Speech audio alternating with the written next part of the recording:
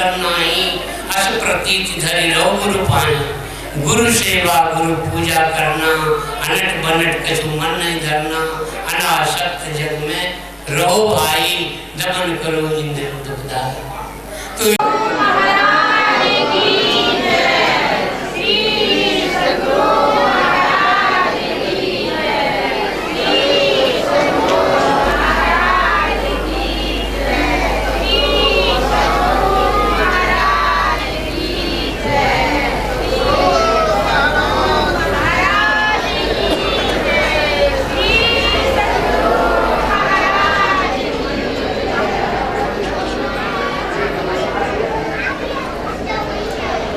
आज्ञा हो गई है, जो जहाँ है शांति पूर्वक बैठ गया। अनिता जैसे निवेदन है,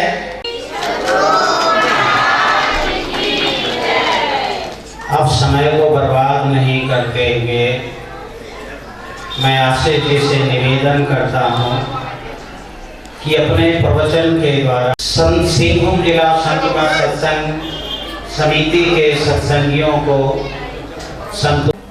कृपा सिंधु नर रूप हरि महामोह तम पुंज जासु वचन रवि कर निकर।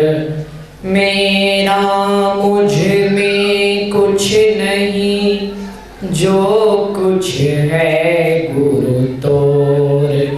तेरा तुझको सौंपते क्या लागत है मोर। गुरुर ब्रह्मा गुरुर विष्णु गुरुर देवो महेश्वर। गुरुर साक्षात् मंगलमय मंगल करण बिनबो बारंबार।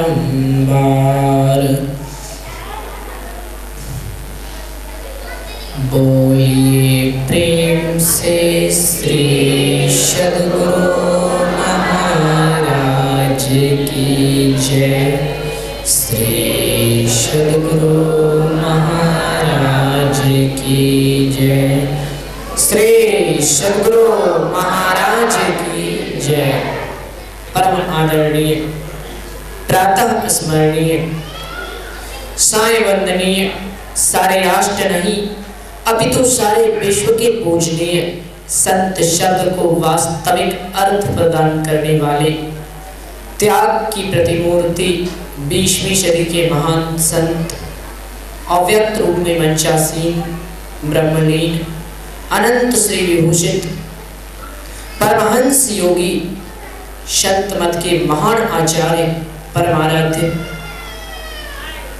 श्री सद्गुरुदेव भगवान के त्रिलोक पावन युगल से चरणों में मेरा कोटि कोटि नमन। व्यक्त रूप में मंचासीन विद्वत प्रवण, दूर दराज से आए हुए भक्तजनों, सज्जनों, प्यारे बच्चों,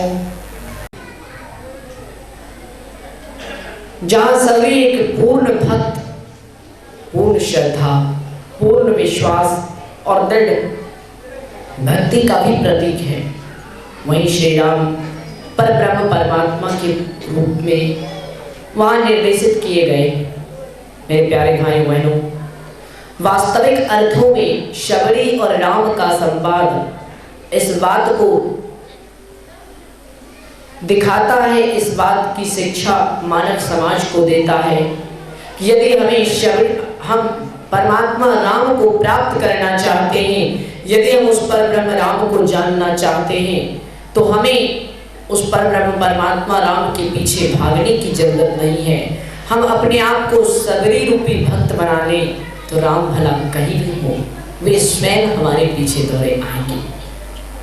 सच्चा भक्त वो नहीं है जो भगवान के पीछे भागता है, सच्चा भक्त वो है भगवान स्वयं जिसके पीछे चलते हैं। भगवान श्री कृष्ण ने कहा था, हे अर्जुन, सच्चे हृदय से अपनी भक्ति करने वाले महान भक्त की मैं स्वयं भक्ति करता हूँ। अर्जुन ने कहा, प्रभु ब्रह्म के रूप की तो व्याख्या है, आपको न कोई प्रिय है न कोई अप्रिय, आपके लिए सब एक जैसे हैं। फिर आप ऐसा कैसे कह सकते हैं कि आप अपने भक्तों की भक्ति स्वयं करते हैं? भगवान ने कहा यह पूर्ण सत्य है, मुझे न कोई प्रिय है और न ही कोई अप्रिय, मेरे लिए न कोई मेरा मित्र है और न ही कोई मेरा शत्रु, किंतु फिर भी जो मुझे श्रद्धा से पूजते हैं सखे, वे विशेष रूप से मेरे ध्यान में रहते हैं। वो मुझ में हैं और मैं उनमें हूँ। इस सिद्धांत को कोई नहीं टाल सकता। तो भक्ति, परमात्मा की भक्ति हमें दृढ़ भावना से होनी चाहिए। तो हमें परमात्मा के पीछे जाने की कोई जरूरत नहीं पड़ेगी, स्वयं हमारे पीछे परमात्मा आएगी। रामचरितमानस में ऐसे कई महान भक्तों का उदाहरण है। जब मारीच जैसा एक तुच्छ राक्षस राम की भक्ति के कारण यह कह सकता है, मारीच का भी उदाहरण मिलता है। मारीच यह कहता है मेरे समान धन्य दूसरा कोई नहीं है। मारीच ऐसा क्यों कहता है? रामचरितमानस में कई प्रमुख पात्र ऐसे हैं जिनके लिए धन्य शब्द का प्रयोग किया गया है। मारीच बड़ी सुंदर तर्क देता है कि वास्तविक अर्थों में दशरथ जी को धन्य इसलिए कहा गया कि वो राम के पिता थे। दशरथ जी के भाग्य की सराहना इसलिए की गई क्योंकि राम ने उनके पुत्र के रूप में जन्म लिया। स्वयं परब्रह्म ने अपने सगुण साकार प्रतिमूर्ति को दशरथ के पुत्र के रूप में प्रकट किया। लेकिन फिर भी अंतिम समय में राजा दशरथ जब मरने लगे तो बेटा राम राम राम कहते कहते मर गए, लेकिन राम पास नहीं आए, राम और दूर चले गए। मरते समय जब राजा दशरथ राम राम पुकारते रहे तो राम नजदीक नहीं आए, राम और जंगल में चले गए थे, दूर चले गए थे। पुत्र वियोग में तड़प तड़प कर उनकी मृत्यु हो गई। अंतिम समय में स्वयं भगवान के पिता होने पर भी जिसे भगवान का दर्शन नहीं हुआ, वही राम अंतिम समय में स्वयं मेरे पीछे चलते थे। तो दशरथ जी धन्य हुए या मैं धन्य हुआ? इसीलिए मारीच कहता है मेरे समान धन्य दूसरा कोई नहीं। लेकिन दूसरा पात्र श्री लक्ष्मण जी हैं, जिसके लिए रामचरितमानस में धन्य शब्द का प्रयोग किया गया। आह धन्य लक्ष्मण बर भागी, राम पदार बिंदु अनुरागी। कहा गया हे लक्ष्मण तुम धन्य हो क्योंकि तुमने राम के चरण कमलों से अनन्य प्रेम किया है। तो लक्ष्मण जी को धन्य इसलिए बताया गया क्योंकि लक्ष्मण जी ने राम के चरण कमलों से प्रेम किया। तो लक्ष्मण जी धन्य है या मारीच धन्य है? तो मारीच फिर कहता है नहीं मैं धन्य हूं। इसलिए लक्ष्मण को धन्य इसलिए कहा गया क्योंकि लक्ष्मण राम के चरणों की सेवा करते थे। जिस चरण को धोकर लक्ष्मण चरणामृत पिया करते थे, जिस चरण की वो दिन रात सेवा करते थे, वही चरण मेरे पीछे दौड़ता था। तो लक्ष्मण धन्य है या मैं धन्य? तीसरे पात्र भरत जी हैं, जिनके लिए धन्य शब्द का प्रयोग किया गया। भरत धन्य तुम जस जग जय हो, कहीं कहीं प्रेम मग्न मुनि भय हो। भारद्वाज मुनि भरत जी से कहते हैं हे भरत तुम्हारे समान धन्य दूसरा कोई नहीं। भरत को धन्य कहा गया, अब भरत धन्य है या मारीच धन्य है? तो मारीच फिर कहता है कि मैं धन्य हूँ। भरत को धन्य इसलिए कहा गया, भरत जिंदगी भर राम के पीछे चलते रहे। भरत कभी राम से आगे नहीं चले, जिंदगी भर राम के पीछे चलते रहे। यहाँ तक कि राम की चरण पादुका को भरत ने अयोध्या के राज्य सिंहासन पर रखा, इतना आदर करते थे। भरत जो कि उनका त्याग महान है, पूरे श्री रामचरितमानस में भरत से बड़ा त्यागी महापुरुष मिलना दुर्लभ है। भरत का त्याग सराहना के योग्य है, लेकिन फिर भी मारीच कहता है कि भरत से अधिक मैं धन्य हूँ। इसलिए कि भरत धन्य इसलिए है कि जिंदगी भर वो राम के पीछे चले, राम के वचनों का, राम की आज्ञा का भरत ने अनुसरण किया। राम अगर धरती पर सोते थे तो भरत नंदी ग्राम में गड्ढा खोद कर सोते थे। जिंदगी भर राम से नीचे रहे, इसलिए उन्हें धन्य कहा गया। जिस राम के पीछे लक्ष्मण, भरत, शत्रुघ्न, हनुमान सभी भक्त चलते थे, वही राम मेरे पीछे चलने की तो बात ही छोड़ दीजिए, नंगे पांव दौड़ते थे। जिस राम के पीछे तीनों लोग चलता है, वो राम मेरे पीछे चलने की तो बात ही छोड़ दीजिए, नंगे पांव दौड़ रहे थे। तो भरत धन्य हुआ या मैं धन्य हुआ? तो मारीच कहता है इसलिए मैं धन्य हूँ। सारा संसार जिस राम के पीछे चलता है, वो राम मेरे पीछे चलते नहीं, दौड़ते हैं, तो इसीलिए मैं धन्य हूँ। तो आखिर मारीच ने ऐसा कौन सा पुण्य किया था जो राम स्वयं उसके पीछे दौड़ते थे? क्या भगवान श्री राम नहीं जानते थे हिरण कभी सोने का नहीं होता? सारा संसार मूर्ख से मूर्ख व्यक्ति ये बात समझ सकता है, हिरण कभी सोने का नहीं होता। लक्ष्मण जी ने समझाया भी, भैया स्वर्ण मृग अप्राकृतिक है, ये प्रकृति में संभव नहीं। भगवान ने कहा ईश्वर की माया के आगे ज्ञान विज्ञान का तर्क काम नहीं करता। लक्ष्मण जी ने कहा ईश्वर की माया हो सकती है, किंतु ये तो मुझे कोई राक्षसी माया जान पड़ती। लेकिन फिर भी राम जी ने ध्यान क्यों नहीं दिया? आखिर मारीच ने ऐसा कौन सा पुण्य किया था जो राम जी स्वयं उसके पीछे दौड़ने लगे? लोग कहेंगे यदि भगवान ऐसी लीला नहीं करते तो सीता का हरण नहीं होता, फिर रावण का मरण कैसे होता? ये तो एक कारण है ही, लेकिन केवल इतने से कारण से किसी को इतना बड़ा सम्मान नहीं दिया जा सकता कि राम स्वयं उसके पीछे नंगे पांव दौड़ने लगे। तो शक्ति किस चीज की थी? जब भगवान राम ने मारीच को बिना फल का बाण मारा था, जिससे वह 100 योजन दूर समुद्र के इस पार आ गिरा, उसके बाद से मारीच ने राक्षसी कर्मों को छोड़ दिया था। दिन रात वह ध्यान में लगा रहता था, साधना में लगा रहता था, और ध्यान और साधना के पुण्य बल के प्रभाव से ही उसमें इतनी शक्ति आ गई थी कि उसे राम के पीछे जाने की जरूरत नहीं पड़ी, बल्कि स्वयं राम उसके पीछे दौड़ते रहे। ये ध्यान और साधना की शक्ति का प्रतीक है। तो यदि राम को अपने पीछे दौड़ाना चाहते हो तो मारीच रूपी भक्त बनो। यदि राम को अपना अतिथि बनाना चाहते हो तो सबरी के समान हृदय लाओ। ये रामचरितमानस में ऐसे भक्त का प्रतीक है जिनसे मानव समाज को शिक्षा लेनी चाहिए। श्री रामचरितमानस में शबरी, मारीच, भरत, इन सब के समान भक्त बहुत कोई बिरला ही देखने को मिलता है। ये सब ऐसे आदर्श और महान पात्र हैं जिनके जीवन चरित्र को हम अपने जीवन चरित्र में उतारें तो हमें ईश्वर को खोजने के लिए कहीं भटकने की जरूरत नहीं पड़ेगी। सबरी, जिसके और भगवान राम के संवाद का पाठ हमने अभी श्रवण किया, वह कौन थी? मतन मुनि की शिष्या थी। अत्यंत कुरूप और अत्यंत कुजाति की थी, नीच जाति की भेलनी थी, और अत्यंत कुरूप जिसे एक बार देख लो तो दोबारा देखने की इच्छा ना। ऐसी कुरूप और इतनी कुजाति की स्त्री होने पर भी भगवान राम न केवल उसके यहाँ आए, बल्कि दूसरे अन्य रामायणों और अन्य ग्रंथों में ये प्रमाण है कि भगवान ने उसके दिए गए जूठे फल को भी बैकुंठ के 56 भोगों से भी अधिक महत्व देकर खाया। तो ये किस चीज की शक्ति है? लक्ष्मण जी उस फल को ज्ञान और बोध की दृष्टि से देखते थे, लेकिन भगवान श्री राम भावना और भक्ति की दृष्टि से देखते थे। भगवान ने कहा ईश्वर को किसी चीज की कोई जरूरत नहीं। राम को क्या प्रिय है? तो राम ही केवल प्रेम प्यारा, जान ले हुसो जान निहारा।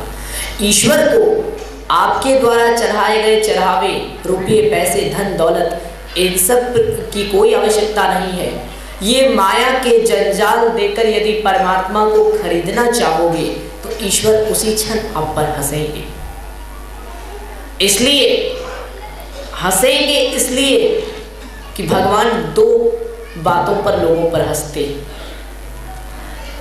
जब कोई डॉक्टर किसी रोगी की चिकित्सा करता है और डॉक्टर ये कहता है डरने की कोई बात नहीं है, मैं इसे बचा लूँगा, डरने की कोई बात नहीं है, मैं इसे बचा लूँगा, तो भगवान हंसते हैं, अरे मैं स्वयं ही इसे मार रहा हूँ और ये मूर्ख कहता है मैं इसे बचा लूँगा। दूसरी बात तब होती है जब दो भाई आपस में झगड़ते हैं और डंडे का टुकड़ा लेकर भूमि के टुकड़े को नापने लगते हैं, यहाँ तक की भूमि मेरी है और यहाँ तक की भूमि तेरी है। ऐसी परिस्थिति में कर्ता का अहंकार यानी अहंकारवादी शब्द मैं और मेरा ये दोनों नहीं आना चाहिए। यदि ये दोनों आएगा तो इस मिथ्या के जंजाल से कभी शांति नहीं मिलेगी, दुख ही दुख मिलेगा।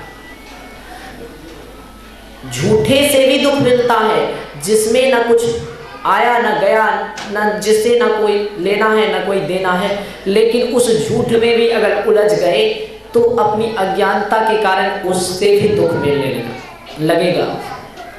दो मित्र थे, दोनों एक ही साथ कमाने के लिए बाहर निकले, कुछ रुपये कमाकर आए। तो जब कमाकर आए दोनों मित्रों ने कहा अरे भाई हम लोगों ने साथ में रुपये कमाए हैं तो इस रुपये का क्या खरीदना चाहिए, इस रुपये का क्या खरीदना चाहिए, इतने रुपये जो हम कमा कर लाए हैं। तो एक ने कहा देखो मैं खेत खरीद लेता हूँ, इस रुपये का मैं खेत खरीद लेता हूँ। दूसरे ने कहा नहीं, इस रुपये का खेत खरीदना ठीक नहीं, इस रुपये का भैंस खरीद लीजिए, इस रुपये का भैंस खरीद लिया जाए। तो दूसरे ने कहा नहीं, अगर तुम भैंस खरीदते हो तो तुम्हारा भैंस मेरे खेत में चला जाएगा, और जब तुम्हारा भैंस मेरे खेत में चला जाएगा तो मैं तुम्हारे भैंस को बांध दूंगा या मार डालूंगा या फेंक दूंगा, निकाल दूंगा, तो फिर लड़ाई हो जाएगी। उसने कहा नहीं, हम तो भैंस ही खरीदेंगे। इसने कहा हम भी खेत ही खरीदेंगे। तो उसने कहा ठीक है, तो अगर तुम्हारा भैंस चला गया तो मैं तुम्हारी भैंस को भी मारूंगा और तुम्हें भी नहीं छोड़ूंगा। उसने कहा तो अभी ही दिखा देते हैं।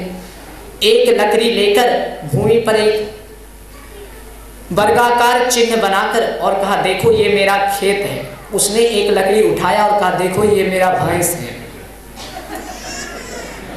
इस भैंस को मैंने तुम्हारे खेत में घुसा दिया। उसने कहा तो लो मैंने इसे फेंक दिया। दोनों आपस में लड़ने झगड़ने लगे, एक घुसा देता था दूसरा फेंक देता था। लड़ते लड़ते बात इतनी बढ़ गई कि दोनों में गोली गट्ठर निकलने तक की नौबत आ गई। शोरगुल सुनकर लोग दौड़े, अरे भाई क्या हुआ? तो दोनों ने बताया देखिए ऐसी ऐसी बात है, मैं कहता हूँ कि भैंस मत खरीदो और मैं कहता हूँ इसको कि ये खेत नहीं खरीदे, तो ये मेरी बात नहीं मान रहा है। उसने कहा वो मेरी बात नहीं मान रहा है और इसका भैंस मेरे खेत में चला जाता है, तो क्या मैं इसके भैंस को खेत से नहीं निकालूंगा? लोगों ने कहा अरे पहले ये बताओ जिस भैंस और जिस खेत के लिए लड़ रहे हो ना वो खेत कहाँ है और वो भैंस कहाँ है? वो खेत और वो भैंस है कहाँ? तो दोनों पूरा एकदम शर्मिंदा हो गए। दोनों ने कहा भाई अभी तो ना खेत है ना भैंस, अभी तो केवल विचार कर रहे हैं, अभी तो दोनों में से कुछ नहीं है, ना भैंस ना खेत, अभी तो सिर्फ विचार हो रहा है। अरे मूर्खों, जब कोई है ही नहीं तो झूठ मूठ का क्यों लड़ रहे हो? पहले समय से पहले व्यर्थ सोच सबसे बड़ी मूर्खता होती है। जब जो समय आएगा तब उस समय को देखना। जब दोनों में से किसी का अस्तित्व नहीं है, ना भैंस ना खेत, तो लड़ाई किस बात का? तब दोनों की समझ में आया कि ये किस चक्कर में हम फंस गए थे। तो तात्पर्य यह है अज्ञानी प्राणी मिथ्यावादी विचारों में फंसकर भी उससे दुख पाता है। इसलिए असत्य जिसका कोई अस्तित्व नहीं है उसमें यदि योग हो जाए, उस पर यदि विचार करने लगो तो उससे दुख और संताप के अतिरिक्त और कुछ नहीं मिल सकता। इसलिए संत सद्गुरु कहते हैं सत्य की खोज करो, सत्य की पहचान करो, सत्य को प्राप्त करो। सत्य स्वयं ही पूजा है, सत्य स्वयं ही तीर्थ है, सत्य स्वयं ही यज्ञ है, सत्य स्वयं ही सबसे अधिक सुंदर है, सत्य स्वयं ही सबसे अधिक पवित्र है, सत्य स्वयं ही ईश्वर है, सत्य स्वयं ही संसार है, सत्य स्वयं ही सब कुछ है। इसलिए सत्य की पहचान करो।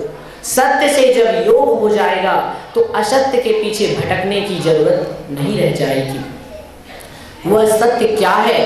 तो एक सत्य है जीवात्मा, दूसरा सत्य है परम प्रभु परमात्मा। और जीवात्मा और परमात्मा को आपस में मिलाने का जो कार्य करता है वह है भक्ति। भक्ति भावना ही परमात्मा को आपसे मिला सकती है। इसलिए दो सत्य को मिलाने के लिए यदि कोई उपाय है, कोई रास्ता है, तो वो एक ही रास्ता है, वो रास्ता है भक्ति। भक्ति क्या है? निश्चल और पवित्र प्रेम ही भक्ति कहा जाता है। सेवा को ही भक्ति की संज्ञा दी जाती है। लेकिन भक्ति की दृढ़ता कैसे होती है? तो श्री रामचरितमानस में गोस्वामी तुलसीदास जी लिखते हैं, जाने बिनु न होई परतीति, बिनु परतीति होई नहीं प्रीति, अब प्रीति बिनु नहीं भक्ति दृढ़ाई, जिमि खगेश जल के चिकनाई। काक भुसुंडी जी महाराज गरुड़ जी से कहते हैं, हे पक्षीराज, जब तक जानेंगे नहीं किस व्यक्ति में क्या योग्यता है, जब तक उसके प्रभाव को जानेंगे नहीं, तो जाने बिनु न होई परतीति, तब तक उसके प्रति सात्विक भाव उत्पन्न नहीं होगा, तब तक उसके प्रति उत्तम भावना मन में नहीं आएगी, और जब तक उत्तम भावना नहीं आएगी तब तक उस आदमी से प्रेम नहीं होगा, तब तक उससे प्रेम नहीं होगा। बिनु परतीति होई नहीं प्रीति, अब प्रीति बिनु नहीं भक्ति दृढ़ाई, जिमि खगेश जल के चिकनाई।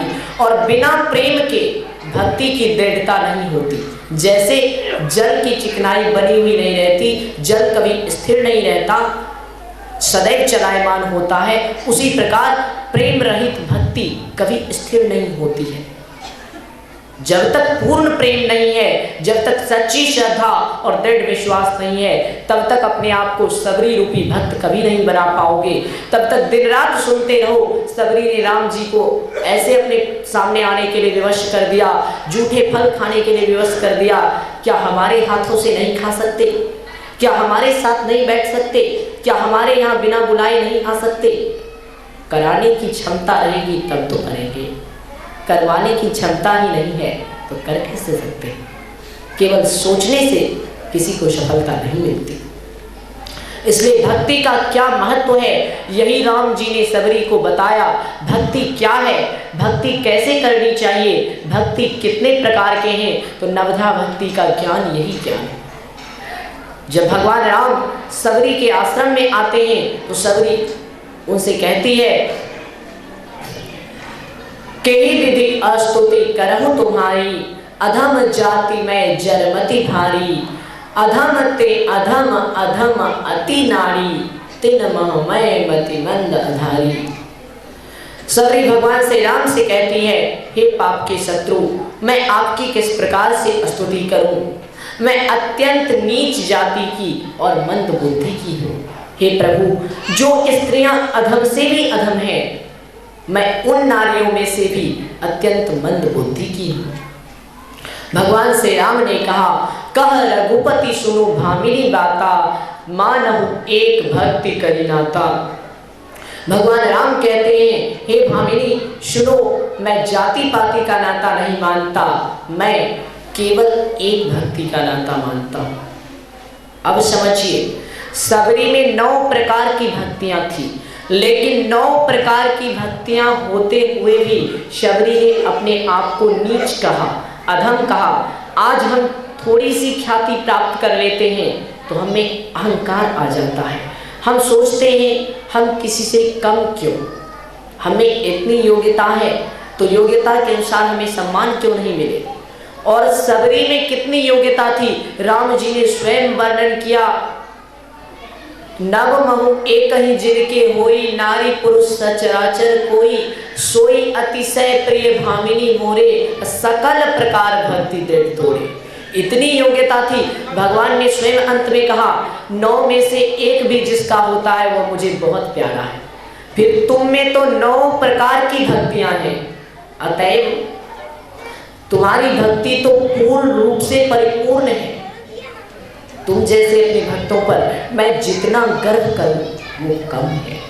तो जो इतनी ऊंचे श्रेणी की भक्त थी उसने अपने आप को नीच क्यों कहा?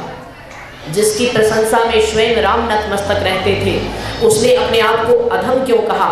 तो मेरे प्यारे भाइयों बहनों, जैसे वृक्ष की जिस डाली में फल लगी हुई रहती है वह डाली नीचे की ओर झुकी हुई रहती है, और जिसमें फल नहीं लगा रहता वह ऊपर की ओर गया रहता है। उसी प्रकार जिस मनुष्य में ज्ञान होता है, जिस मनुष्य में विवेक होता है, सच्चा ज्ञान होता है, उसमें नम्रता होती है। वह झुकना जानता है, वह दूसरों का सम्मान करना जानता है, दूसरों के आगे झुकना जानता है। किंतु जिसमें अधूरा ज्ञान होता है, तो जिस प्रकार जिस डाली में फल नहीं लगा रहता वह ऊपर की ओर गई रहती है, उसी प्रकार अधूरे ज्ञान वाला व्यक्ति अर्थात अविवेकी प्राणी थोड़ी सी प्रतिष्ठा पा लेने के पश्चात मतांध हो जाता है। सोचता है जो है सब हम ही हैं, हमसे बड़ा दूसरा कोई नहीं, और ये सोच ही उसे विनाश की खाई की ओर ले जाती है। तो शबरी पूर्ण विवेकी मनुष्य थी, शबरी पूर्ण ज्ञानी और पूर्ण भक्त थी, इसलिए उसमें अहंकार नहीं था, उसमें नम्रता के फल लगे हुए थे, इसलिए उसके जीवन की डाली झुकी हुई थी। तो शबरी की तरह अपने आप को झुकने के योग्य बनाओ, झुकना सिखाओ। तो कहा जाता है नम्रता में ही प्रभुता होती है, लघुता में ही प्रभुता होता है। जिसके अंदर लघुता नहीं उसके अंदर प्रभुता कभी आ ही नहीं सकती, इसलिए लघुता में ही वास्तविक प्रभुता है। भगवान श्री राम ने कहा, हे भामिनी स्त्री सुन, मैं जाति पाति का नाता नहीं, मैं केवल एक भक्ति का नाता मानता हूँ। अब राम जी ने शबरी को भामिनी क्यों कहा? भामिनी किसे कहते हैं ये समझना चाहिए। भामिनी का अर्थ होता है सुंदर स्त्री या क्रोध करने वाली स्त्री। सुंदर स्त्री को भी भामिनी कहा जाता है, क्रोध करने वाली स्त्री को भी भामिनी कहा जाता है। जबकि शबरी के पास ये दोनों विश्लेषण नहीं थे, ना तो वह शारीरिक रूप से सुंदर स्त्री थी और ना ही वह क्रोध करने वाली नारी थी। फिर भी राम जी ने उसे भामिनी कहा, फिर भी भगवान श्री राम ने उसे भामिनी की संज्ञा दी। क्यों? क्या कारण है? तो मेरे प्यारे भाइयों बहनों, इसका कारण यह है, संसार में मनुष्य 2 प्रकार के होते हैं, शरीरज्ञ और आत्मज्ञ। शरीरज्ञ पुरुष वो होता है जो शरीर की सुंदरता को देखता है, जो चमड़े और हड्डियों को सुंदर देखकर उसकी ओर आकर्षित होता है। किंतु आत्मज्ञ पुरुष वो होता है जो शरीर की नहीं, जो आत्मा की सुंदरता को देखता है। श्री राम एक आत्मज्ञ पुरुष थे और आत्मज्ञ पुरुषों की दृष्टि जीव के आत्मा पर होती है, उसके शरीर पर नहीं। और शबरी की आत्मा में भक्ति रूपी अनन्य सुंदरता छिपी हुई, इसलिए शबरी की भक्ति को देखकर राम जी ने उसे भामिनी की संज्ञा दी, राम जी ने उसे भामिनी कहा। क्योंकि प्रभु तन की सुंदरता को नहीं देखते। एक पूर्ण संत या फिर भगवंत की दृष्टि में आपके शारीरिक सौंदर्य का कोई महत्व नहीं, उनकी दृष्टि में तन की नहीं, उनकी दृष्टि में मन की सुंदरता का सर्वाधिक महत्व होता है। इसलिए शबरी में मन की सुंदरता थी, उसकी आत्मा पवित्र थी, इसलिए राम जी ने उसकी आंतरिक सुंदरता को देखकर उसे भामिनी की संज्ञा दी। उन्होंने कहा, हे भामिनी सुनो, जाति पाति कुल धर्म बराई, धन बल परिजन गुण चतुराई, भक्तिहीन नर शोभई कैसा, बिनु जल वारिद देखिए जैसा। भगवान श्री राम कहते हैं, सारे गुण मनुष्य के पास हो, जाति पाति वंश धर्म प्रशंसा धन बल कुटुंबी बल बुद्धि ज्ञान धर्म चतुरता, ये सारे गुण हो, लेकिन एक भक्ति ना हो, तो भक्ति से हीन मनुष्य इन सारे गुणों के होते हुए भी उसी प्रकार शोभाहीन दिखाई देता है, जैसे आकाश में बिना जल का बादल शोभाहीन रहता है। उदाहरण में यूं समझिए, लाखों करोड़ों के आभूषण पहन लेने के पश्चात भी एक नारी का शरीर वस्त्रों के बिना मर्यादाहीन ही रहता है। बिल्कुल उसी प्रकार कितना ही बड़े ज्ञानी हो जाएं, पंडित महापंडित हो जाएं, धनवान हो जाएं, चक्रवर्ती हो जाएं, सारे गुण आ जाएं, लेकिन भक्ति के बिना मनुष्य का जीवन श्रीहीन ही होता है। इसलिए भक्ति की सर्वाधिक प्रधानता है, भक्ति का सर्वाधिक महत्व है। राम जी कहते हैं, हे भामिनी, अब मैं तुमसे नवधा भक्ति कहो तो ही पाई, सावधान सुनो धरु मन माही, प्रथम भक्ति तन कर संगा, दूसरी रति मम कथा प्रसंगा। हे भामिनी, अब मैं तुमसे 9 प्रकार की भक्ति कहने जा रहा हूँ, तू सावधान होकर सुन और अपने मन में धारण कर। मेरी पहली भक्ति है संतों की संगति करना, सत्संग करना। भगवान श्री राम संतों की संगति को पहली भक्ति बताते हैं। अब समझिए, राम जी ने ये क्यों नहीं कहा कि प्रथम भक्ति राम कर संगा, मेरी भी भक्ति कर सकती हूँ। जब मेरी भक्ति ही करनी है, मैं ही ईश्वर हूँ, उन्होंने यह नहीं कहा प्रथम भक्ति राम कर संगा, उन्होंने यह कहा प्रथम भक्ति संतन कर संगा। क्यों? इसलिए कि संत और भगवंत में कोई अंतर नहीं होता। जो है अभ्युत्थानम अधर्मस्य तदात्मानं सृजाम्यहम्, परित्राणाय साधूनां विनाशाय च दुष्कृतां, धर्म संस्थापनार्थाय संभवामि युगे युगे। भगवान श्री कृष्ण कहते हैं, हे भारत, जब जब इस संसार में धर्म की हानि होती है और अधर्म की वृद्धि होती है, और जब जब अधर्मियों से धर्म ही संकट में पड़ जाता है, तब तब मैं निर्गुण अविनाशी सच्चिदानंद घन सर्वव्यापक और सर्वव्यापकता के परे होते हुए भी अपने आप को अपनी ही इच्छा से अपनी प्रकृति को अधीन कर अपनी योग माया से प्रकट होता हूँ। भगवान ने कहा, मेरे अवतार लेने के 3 कारण हैं। पहला कारण परित्राणाय साधूनाम, साधु पुरुषों का अर्थात सज्जनों का उद्धार करना। दूसरा कारण विनाशाय च दुष्कृताम, दुष्टों का संहार करना। और तीसरा कारण धर्म संस्थापनार्थाय संभवामि युगे युगे, संसार में खोए हुए धर्म की पुनः स्थापना करना। इन 3 कारणों से मैं प्रत्येक युग में किसी न किसी विशेष रूप में प्रकट होता रहता हूँ। तो निर्गुण निराकार पर ब्रह्म परमात्मा के सगुण रूप में आने का 3 कारण गीता स्पष्ट करती है। इन 3 कारणों से ईश्वर भगवान बनकर आते हैं। तो जब इन 3 कारणों से आते हैं और इन्हीं 3 कारणों से भगवंत के ही प्रतीक संत सद्गुरु भी आते हैं, तो संत और भगवंत में अंतर क्या है? तो संत और भगवंत में अंतर भगवान श्री कृष्ण ने स्वयं स्पष्ट किया। भगवान श्री कृष्ण ने स्वयं बताया, विनाशाय च दुष्कृताम, दुष्टों का संहार करने के लिए मैं आता हूँ। जब भगवंत का अवतार होता है धराधाम पर, तो वे दुष्टों का संहार कर डालते, लेकिन संत कभी संहार नहीं करते। संत दुष्टों का संहार नहीं करते, वे दुष्टों का भी सुधार कर डालते।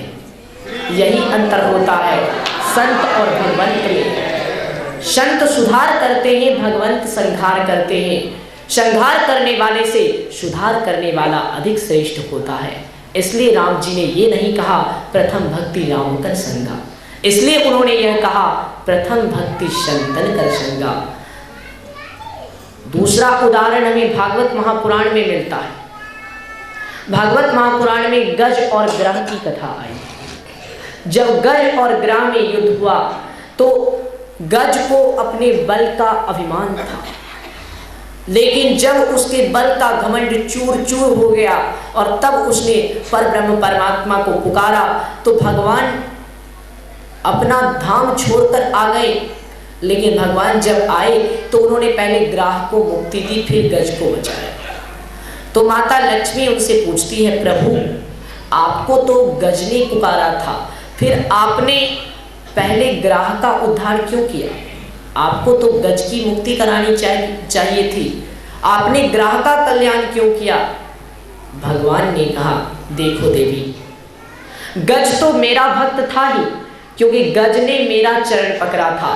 जो मेरा चरण पकड़ता है उसका उद्धार तो मैं करता ही हूँ, लेकिन उससे भी पहले मैं उसका उद्धार करता हूँ जो मेरे भक्त का चरण पकड़ता है। गज ने मेरा चरण पकड़ा था और ग्राह ने उसका चरण पकड़ा था, इसीलिए मैंने पहले ग्राह का उद्धार किया। जो मेरा चरण पकड़ता है उसका उद्धार होता है, लेकिन उससे भी पहले उसका उद्धार होता है जो मेरे भक्त का चरण पकड़ता है। अर्थात जो सच्चे संत का चरण पकड़ ले उसके उद्धार में कोई संशय है ही नहीं। लोग कहेंगे यह कैसी विचित्र बात है। विचित्र बात नहीं है। जब कोई गरीब है, एक धनवान व्यक्ति अपना धन देकर दूसरे गरीब को अमीर बना सकता है। कोई मूर्ख है, एक ज्ञानवान व्यक्ति अपना ज्ञान देकर किसी मूर्ख को विद्वान बना सकता है। कोई निर्बल है, एक बलवान व्यक्ति उसे बल का अभ्यास करवाकर, उसे लड़ने की कला सिखाकर उस निर्बल को शूरवीर योद्धा और बलवान बना सकता है।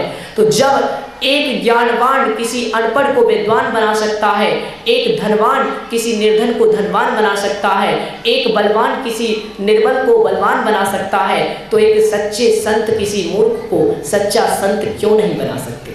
इसमें कौन सा आश्चर्य? इसमें कोई आश्चर्य नहीं है।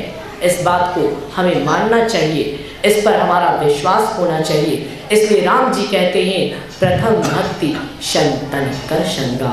मेरी पहली भक्ति है संतों की संगति करो। संत कैसे होने चाहिए? संत किसे कहते हैं? तो संत की वास्तविक परिभाषा कोई बिरला ही जानता है। संत तुलसी साहब तो यहाँ तक कहते हैं जो कोई कहे साधु को चिन्हा, तुलसी हाथ कान पर दिन्हा। तो संत की कोई शारीरिक परिभाषा नहीं है। केवल दाढ़ी मूछ बढ़ा लेने से, केवल गेरुआ धारण कर लेने से या केवल 10-20 चेलों को अपने पीछे घुमाने वाला संत नहीं हो जाता। भेष के साथ साथ यदि योग्यता है तो सोने में सुगंध वाली बात है, लेकिन केवल भेष है और योग्यता नहीं है तो उसे संत नहीं कहा जा सकता। संत की पहचान वेश विशेष के आधार पर नहीं, ज्ञान विशेष के आधार पर होती है। कहा जाता है जाति न पूछो साध की, पूछ लीजिए ज्ञान, मोल करो तलवार की, परा रहन दो म्यान। जिस प्रकार कोई योद्धा लड़ने जाता है तो कीमत किसका होता है? कीमत मयान का नहीं होता। मयान बहुत सुंदर है, मयान बहुत सुंदर है, लेकिन तलवार मजबूत नहीं है। युद्ध में केवल सुंदर मयान को दिखाने से युद्ध जीत जाएंगे? नहीं। मयान बहुत सुंदर है, तलवार चलाने की कला ही नहीं आती है, क्या लड़ाई जीत जाएंगे? बिल्कुल नहीं। केवल मयान की सुंदरता से युद्ध में विजय नहीं मिल सकता। उसी प्रकार केवल शरीरों की सुंदरता से किसी को दुनिया सम्मान नहीं देती है। किसी के आगे दुनिया केवल शारीरिक सौंदर्य से, शारीरिक भेष के दिखाने से नहीं झुकती है, और अगर झुक भी जाती है, बड़प्पन किसी को विरासत में मिल भी जाए तो वह बड़ा बनकर बड़े की कुर्सी पर बैठा रह नहीं पाएगा, तुरंत गिर जाएगा। फिर उसके गिरने में कोई देर नहीं लगती है। इसलिए बड़ा बनकर यदि बड़े की कुर्सी पर बड़ा रहना चाहते हो तो आपके पास अपनी योग्यता होनी चाहिए। संत कौन है? जिसकी महिमा अनंत है, जिसकी महिमा का अंत कोई नहीं पा सकता। कहा जाता है सात शमद की मसी करो, लेख निशब बन राय, धरती सब कागज करो, गुरु गुल लिखाना जाए। यदि सातों समुद्रों के सारे जल को स्याही मान लिया जाए, संसार के सारे वृक्षों की समस्त लकड़ियों को कलम मान लिया जाए, पूरी धरती को कागज मान लिया जाए, फिर भी सच्चे गुरु के गुण का अंत नहीं मिल सकता। जिसकी महिमा अनंत होती है वही संत है। और ऐसे सर्वज्ञ महापुरुष की संगति से, उसकी वाणी से मनुष्य का सुधार कैसे होता है? तो मेरे प्यारे भाइयों बहनों, जैसे सूर्य की तीव्र किरणें देर तक सोने वाले को भी जागने के लिए विवश कर देती है, उसी प्रकार सच्चे तत्वज्ञानी पुरुष के वचनों के अनुसार जो चलता है तो उनके मुख से निकलने वाले आमोद वचन बड़े से बड़े पापी को भी धर्मात्मा बनने के लिए विवश कर देते हैं। इसलिए ऐसे तेजस्वी पुरुष की संगति करनी चाहिए। संत की पहचान यूं समझिए, जहां जाकर आपकी आत्मा संतुष्ट हो जाए, वो चाहे ऊंची जाति का हो, चाहे नीची जाति का हो, चाहे भेष हो या ना हो, चाहे छोटा हो चाहे बड़ा हो, चाहे दुनिया उसका अपमान करती हो या सम्मान करती हो, लेकिन आपकी आत्मा का संशय जिसके द्वारा दूर हो गया उसे ही गुरु मानो। यह नहीं कि सब जिसे सम्मान देते हैं तो देखे और हम भी सम्मान दे दिए। केवल देखने से अगर सम्मान दे दोगे तो भविष्य में ठगे जाओगे। इसलिए संत मत का ज्ञान यह कहता है जहाँ पूर्ण संतुष्टि मिले उस पर विश्वास करो, जहाँ संतुष्टि ना मिले उस पर विश्वास नहीं करना चाहिए। विश्वास नहीं है उसका कल्याण नहीं हो सकता। राम जी कहते हैं, हे भामिनी दूसरी रति मम कथा प्रसंगा, मेरे कथा प्रसंग में प्रेम करना, अनुराग रखना, यही मेरी दूसरी भक्ति है। संत जो कहें, सत्संग में जो बताया जाए उसे अपने जीवन में उतारना। प्रेम करने का अर्थ यह नहीं है कि रटकर कुछ याद रख लिए, समय आने पर दूसरों को सुना दिए कि बाबा ये सब सुना रहे थे, लेकिन अमल में कुछ लाए ही नहीं, इसका कोई अर्थ नहीं। उतारने का अर्थ है कि उतारने का महत्व है जीवन में, केवल सुनने का, बैठने का उतना महत्व नहीं जितना कि महत्व उतारने का होता है। इसलिए उतारने के लिए दूसरी भक्ति में कहा जाता है, राम जी कहते हैं जब संतों की संगति हो जाए, जब सत्संग हो जाए, तब मेरे कथा प्रसंग में प्रेम करो, अर्थात संत जो बताएं उसे ध्यान से सुनो और उस पर विश्वास और उसमें अनुराग रखो।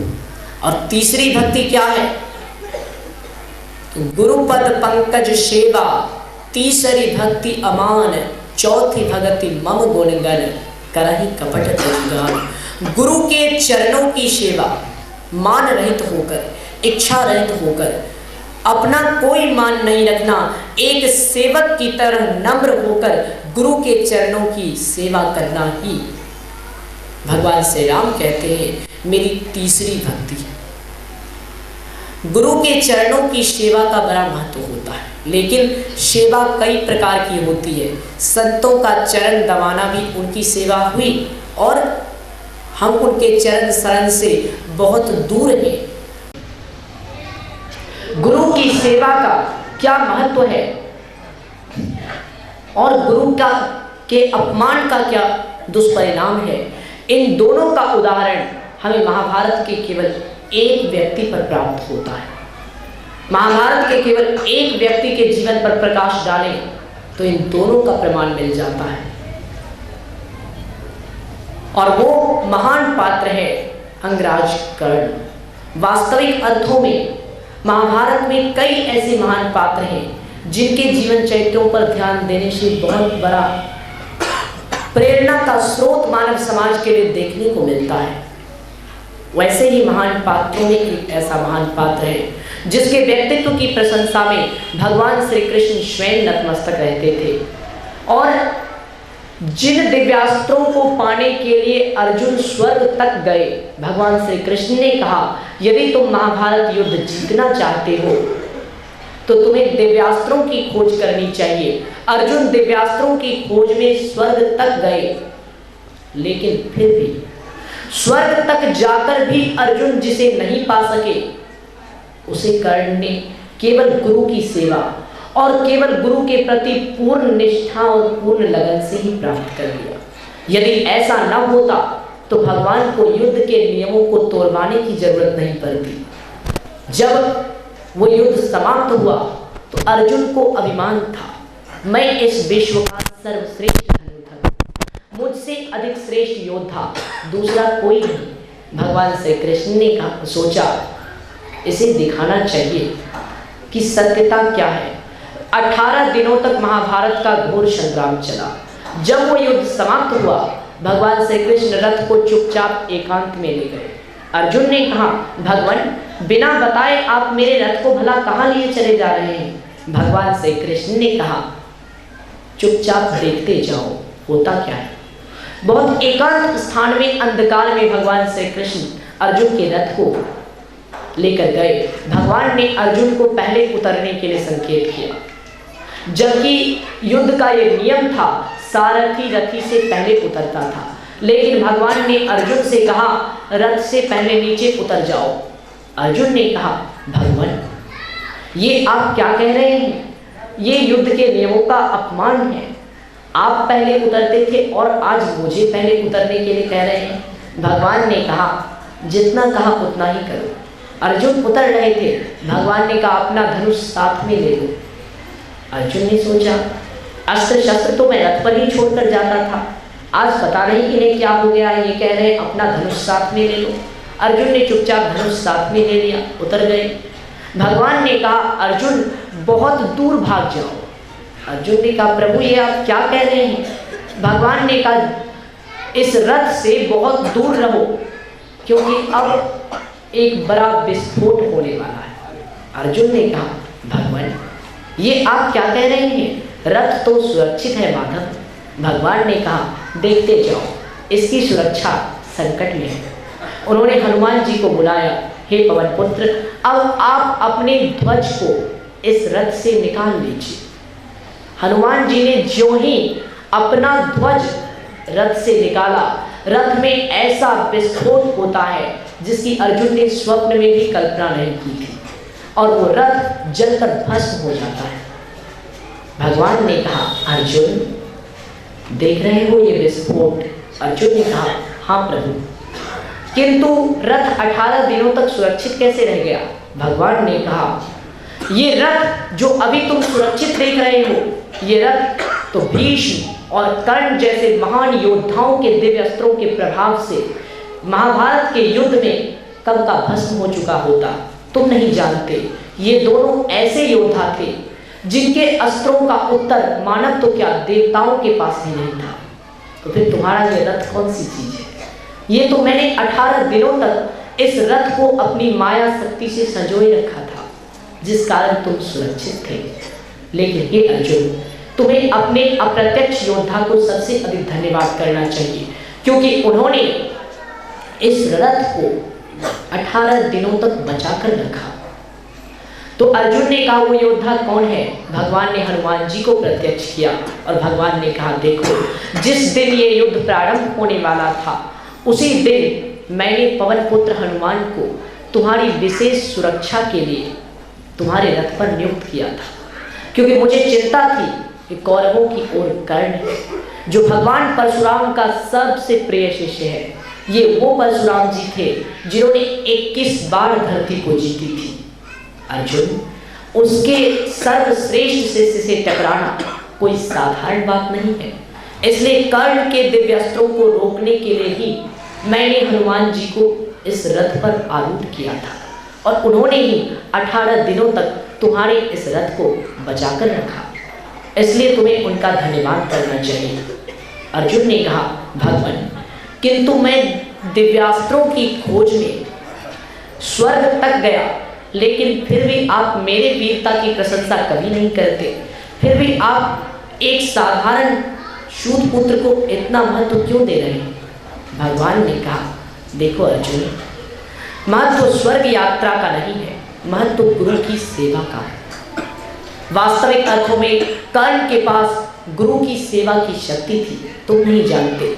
उसने गुरु की इतनी सेवा की कि जो अस्त्र शस्त्र देवताओं को भी दुर्लभ हैं, वो सारे अस्त्र शस्त्र जमदग्नि नंदन भार्गव परशुराम ने उसे केवल सेवा से प्रसन्न होकर प्रदान किया था। यहाँ तक कि विजय नाम का अलौकिक धनुष, जो कि स्वयं उन्हें महादेव ने दिया था, वो विजय नाम का अलौकिक धनुष भी उन्होंने अपने प्रिय शिष्य को सौंप दिया था। ये केवल गुरु की सेवा की शक्ति है, और उसकी मृत्यु भी केवल गुरु से छल करने के कारण हुई। तात्पर्य यह है कि गुरु की सेवा का क्या परिणाम होता है और गुरु से छल का क्या दुष्परिणाम होता है, इन दोनों चीज़ों का उदाहरण महाभारत के केवल एक व्यक्ति पर स्पष्ट होता है। जब युद्ध समाप्त हुआ था तो अर्जुन इसलिए प्रसन्न थे कि भगवान श्री कृष्ण जब भी कर्ण की प्रशंसा करते, अर्जुन हमेशा कहता, भगवान ये आप क्या कह रहे हैं? जब भी मैं उस शूट पुत्र के रथ पर बाण चलाता था तो मेरे अस्त्रों के प्रभाव से उसका रथ 10 कदम पीछे हट जाता था, और वो जब मेरे रथ पर बाण चलाता था तो मेरा रथ केवल 2 कदम पीछे हटता था, क्या दोनों के बाणों के प्रहार में इतना अंतर ये सिद्ध नहीं करता कि मैं सर्वश्रेष्ठ धनुर्धर हूँ, मैं महान योद्धा हूँ। भगवान श्री कृष्ण भगवान पितामह की बात दूसरी थी, लेकिन मैं कर्ण से अवश्य श्रेष्ठ हूँ। पता नहीं तुम उसी का पक्ष क्यों ले रहे हो। भगवान ने कहा, मैं केवल सत्य के साथ हूँ, न मैं कौरवों के साथ था न मैं पांडवों के साथ था, मैं केवल धर्म के साथ था। अर्जुन, सत्य से कभी मुंह नहीं मोड़ना चाहिए। तुम जानना चाहते थे ना कि तुम्हारे बाणों के प्रहार से उसका रथ 10 कदम पीछे हटता था और उसके बाणों के प्रहार से तुम्हारा रथ केवल 2 कदम पीछे हटता था, फिर भी मैं उसकी प्रशंसा करता था, तुम्हारी नहीं। क्यों? तो तुम तो मुझे जानते हो, तुम तो मुझे पहचानते हो कि मैं कौन हूँ। अर्जुन ने कहा, भगवान मैं जानता हूँ आप स्वयं त्रिलोकीनाथ हैं। भगवान ने कहा, तो यही तो मैं तुम्हें बताना चाहता हूँ। तुम्हारे जिस रथ पर स्वयं मैं त्रिलोकीनाथ वासुदेव कृष्ण तीनों लोगों का भार लेकर मैं स्वयं बैठा था, क्या तीनों लोगों के भार को कोई योद्धा कर्ण मात्र भी पीछे हटा सकता था? नहीं ना। फिर कर्ण जब तीनों लोगों के भार को अपने प्रत्येक प्रहार से 2 कदम पीछे हटा देता था और तुम उसके खाली रथ को 10 कदम पीछे हटा देते थे, तो तुम्हें निर्णय लो किसके बाणों में अधिक शक्ति थी। अर्जुन चुप रहे। भगवान ने कहा, अर्जुन भगवंत की कृपा तुम्हारे साथ थी, लेकिन गुरु की विद्या कर्ण के साथ थी। यही कारण था, यही अंतर है भगवंत की कृपा और गुरु की विद्या में। गुरु की विद्या सदैव ईश्वर की कृपा से भी अधिक श्रेष्ठ होती है, इसलिए व्यक्ति को निष्काम भाव से गुरु की सेवा करनी चाहिए। राम जी भी बताते हैं कि गुरु की सेवा ही मेरी तीसरी भक्ति है, और भगवान श्री राम कहते हैं कि मेरी चौथी भक्ति क्या है। तो चौथी भक्ति मम गुणगन करहि कपट तजिगान, कपट छोड़कर छल छोड़कर मेरे गुण समूह का गान करना, यही मेरी चौथी भक्ति है। मन में छल प्रपंच और कपट भरा हुआ रहे तो परमात्मा कभी प्रसन्न नहीं हो सकते। भगवान श्री राम ने स्वयं कहा था, निर्मल मंजन सो मोहि पावा, मोहि कपट छल छिद्र न भावा। अर्थात जिसका मन निर्मल है, जिसका मन गंगा जी के जल की भांति स्वच्छ और पवित्र है, ऐसा प्राणी ही मुझे प्रिय है। छली प्रपंची और कपटी व्यक्ति परमात्मा को कभी प्यारा नहीं हो सकता। इसलिए मन में निर्मलता लानी चाहिए, मन को पवित्र रखना चाहिए, और तब छल प्रपंच और कपट का त्याग हो जाएगा। जब छल प्रपंच और कपट का त्याग होगा तब परमात्मा का गुणगान करोगे तो वो ईश्वर की वास्तविक पूजा होगी। किसी भूखे को भोजन नहीं कराया, किसी प्यासे को पानी नहीं पिलाया, किसी निर्धन को धन नहीं दिया, किसी निसहाय की सहायता नहीं की, दिन रात शिव जी पर जल चढ़ाने से या फिर दिन रात विष्णु लक्ष्मी के आगे अगरबत्ती दिखाते रहने से कल्याण तो नहीं हो सकता ना। कर्म ही पूजा है, यदि कर्म सही नहीं है तो पूजा ईश्वर तक कैसे पहुंच सकती है।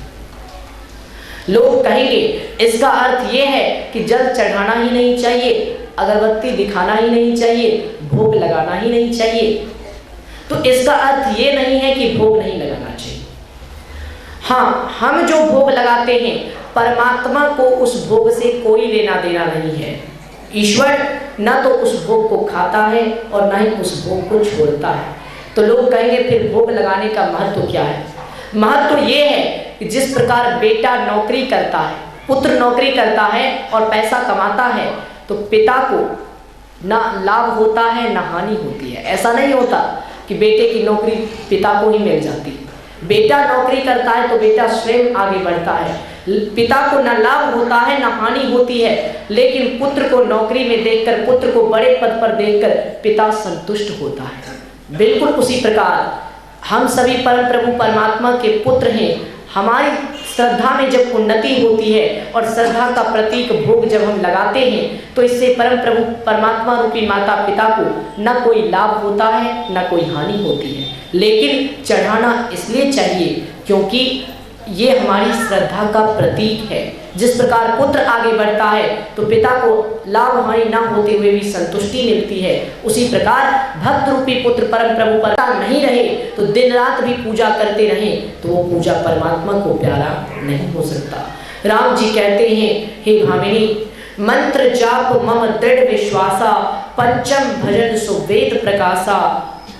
मेरे मंत्रों का मुझ में दृढ़ विश्वास के साथ जप करना ही मेरी पांचवी भक्ति है और यही वेदों में प्रसिद्ध है। जिसके अंदर विश्वास है वह कंकर में भी शंकर ढूंढ सकता है, किंतु जिसमें विश्वास नहीं है, स्वयं भगवान उसके सामने भी हो तो वह देख कर नहीं देख सकता। राम जी कहते हैं, छठ दम शील बिरति बहुकर्मा, निरत निरंतर सज्जन धर्मा। मेरी छठी भक्ति है दमशील होकर इंद्रियों का निग्रह करना, बहुत से कार्यों से विरक्त होना, इंद्रियों को अपने वश में रखना और हर हमेशा सज्जनों के धर्म को अपनाए रहना। और भगवान राम कहते हैं, शातम सम मोहि मैं जग देखा, मोते संत अधिक करी लेखा।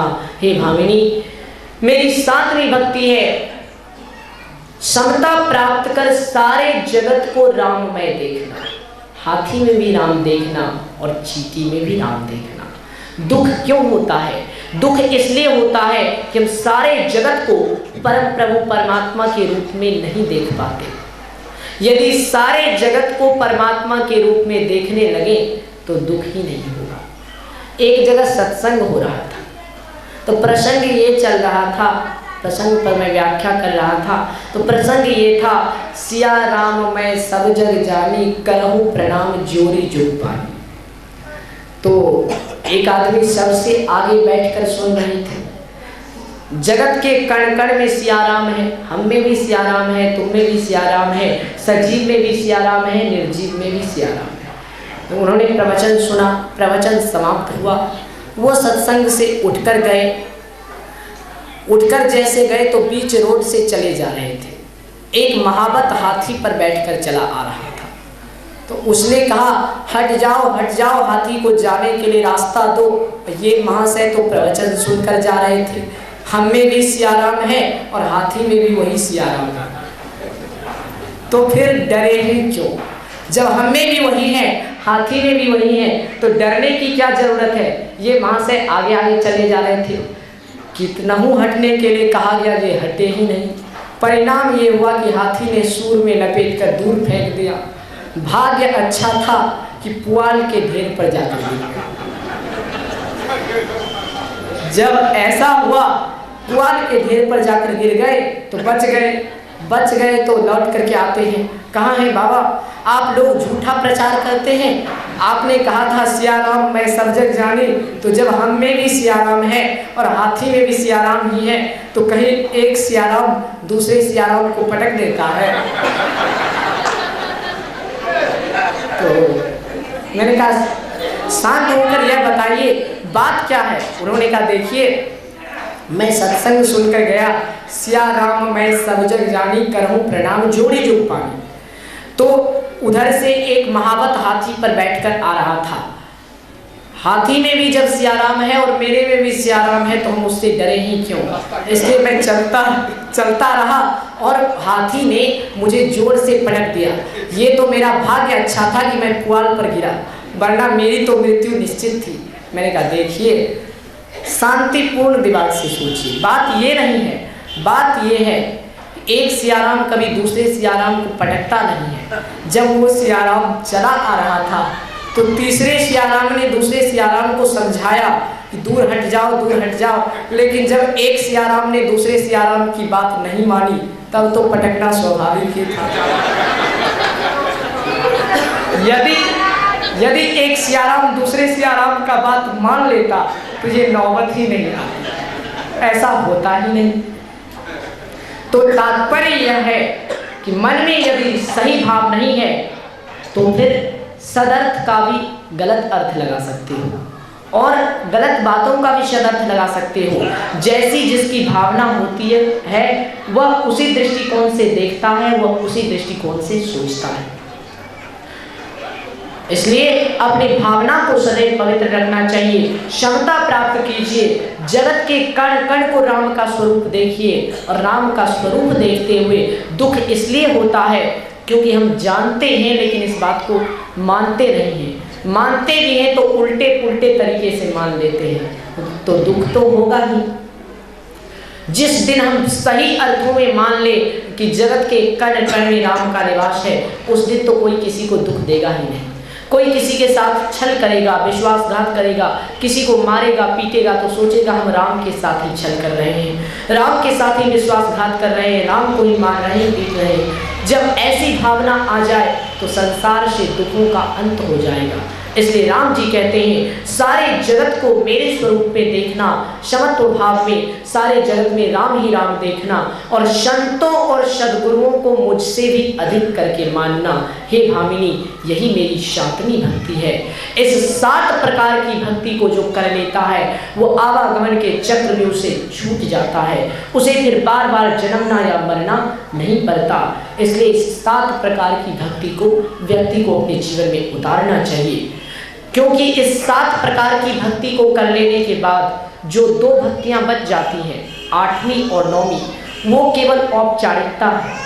ये 7 प्रकार की भक्ति पूरी हो गई तो 8वीं और 9वीं ये दोनों भक्ति अपने आप पूरी हो जाती है। ये तब केवल एक फॉर्मेलिटी है, इसे पूरी करने की जरूरत नहीं पड़ती। जिसमें 7 प्रकार की भक्ति है, 8वीं और 9वीं अपने आप उसमें आ जाती है।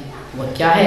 तो भगवान राम कहते हैं 8 यथा लाभ संतोषा, शब्द नहीं देखिए पर दोषा, नवम सरल शव संचलहीना, मम भरोस दिय हरस न दीना, नव बहु एक ही जिनके होई, नारी पुरुष सचराचर कोई। भगवान श्री राम कहते हैं हे भामिनी, मेरी 8वीं भक्ति है जो मिले उसी में संतोष करना और स्वप्न में भी पराये दोषों को, दूसरे के दोषों को न देखना। स्वप्न में भी यह नहीं देखना कि वो क्या कर रहा है, बल्कि सबसे पहले अपना सुधार करना और जो मिले उसी में संतुष्ट रहना। यही मेरी 8वीं भक्ति है। मेरी 9वीं भक्ति है सरल स्वभाव बनाकर रहना, सबके साथ अच्छा बर्ताव करना, वो चाहे पापात्मा हो चाहे धर्मात्मा, सबके साथ स्वयं अच्छा बनकर रहना। यही मेरी 9वीं भक्ति है। और हर हमेशा हर्ष और विषाद का ना होना। ये नहीं कि अधिक सुख आया सुखी हो गए, अधिक दुख आया दुखी हो गए। सुख और दुख दोनों को ईश्वर की इच्छा और ईश्वर की कृपा समझकर ग्रहण करना। जीवन में यदि सुख आए तो उसे ईश्वर की कृपा समझिए और जीवन में यदि दुख आए तो उसे ईश्वर की इच्छा समझनी चाहिए। जो दुख को ईश्वर की इच्छा समझकर ग्रहण करता है और सुख को परमात्मा की कृपा समझकर स्वीकार, वो सदैव एक भाव में रहता है, उसकी 9वीं भक्ति परिपूर्ण रहती है। भगवान राम कहते हैं हे भामिनी, इन 9 में से एक भी जिनके होते हैं वह नारी पुरुष जड़ चेतन कोई भी हो, सोई अतिशय प्रिय भामिनी मोरे, सकल प्रकार भक्ति दृढ़ तोरे, योगी वृंद दुर्लभ गति जोई, तो कहूँ आज सुलभ भई सोई, मम दर्शन फल परम अनुपा, जीव पाए निज सहज स्वरूपा। भगवान श्री राम कहते हैं भामिनी, वह नारी पुरुष जड़ चेतन कोई भी हो वह मुझे अत्यंत प्रिय है। फिर तुम में तो 9 प्रकार की भक्तियां हैं, अतएव जो गति योगियों को भी बड़े कष्ट से मिलने योग्य है वही गति आज तेरे लिए सुलभ हो गई। मेरे दर्शन का फल परम अनुपम है, मेरे दर्शन से ही जीव अपनी वास्तविक पहचान को पाता है। जिस प्रकार आईने के सामने खड़े होने से अपने शरीर की वास्तविक सुंदरता को देखते हैं, उसी प्रकार परम प्रभु परमात्मा रूपी आईने के सामने खड़े होने से, ब्रह्म का दर्शन होने से जीव आत्म सुंदरता को प्राप्त करता है, आत्म स्वरूप को पाता है। इस प्रकार भगवान श्री राम ने नवधा भक्ति का वर्णन किया।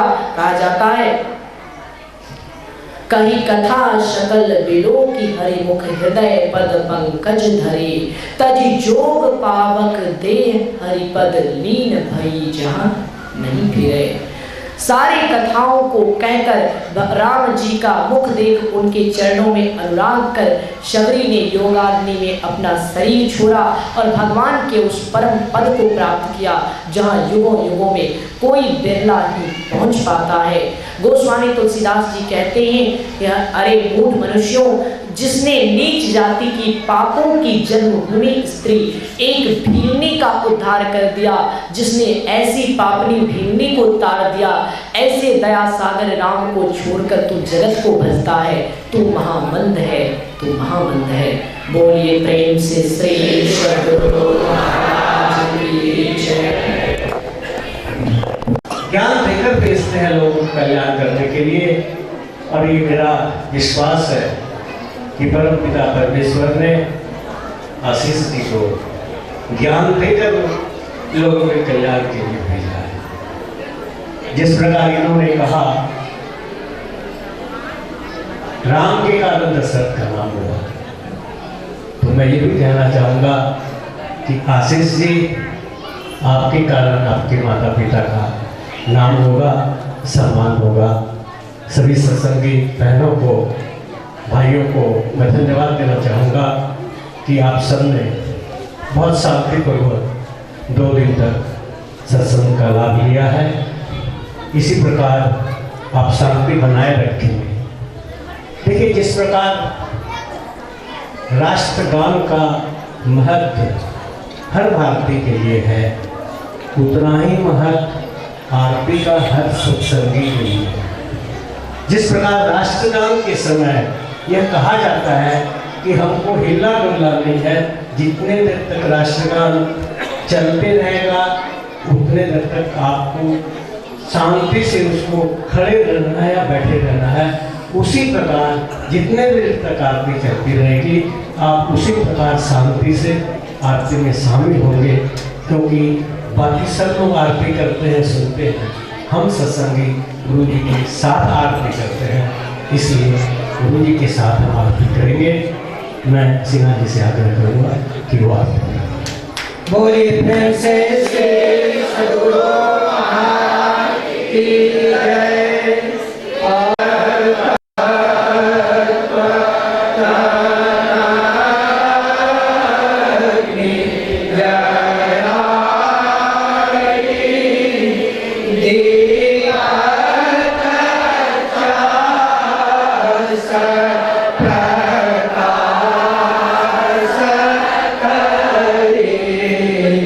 जय